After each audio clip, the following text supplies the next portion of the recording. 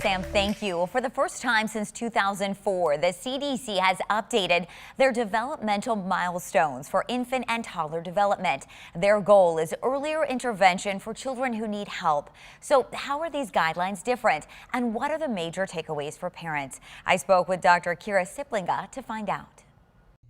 It's the first major update to the Learn the Signs, Act Early campaign in nearly 2 decades. The CDC, we think infection, but they're in the business of population health and success and wellness.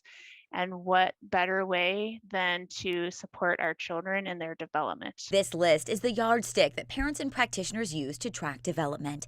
So what are the major changes? So the CDC added in a point for 15 months to help parents between that 12-month visit and the 18-month visit. What's my child supposed to be doing in those 6 months?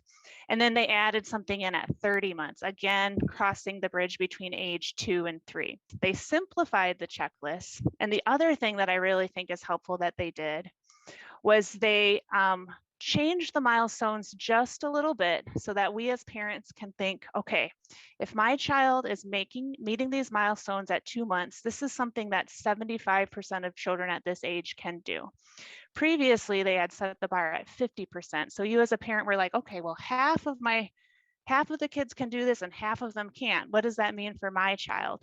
They changed the bar to 75%, which I think will provide some reassurance to families and help you move forward and really identify children who are at risk.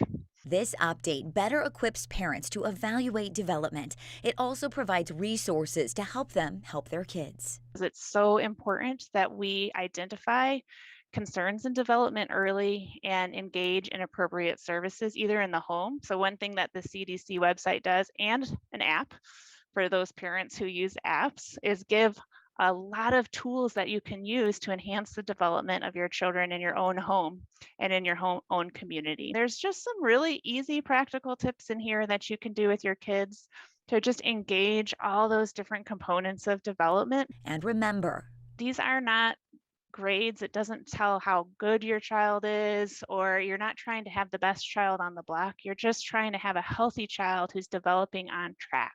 Every child is going to develop in their own pace. We need to find the children who really do need a little bit of extra help along the way.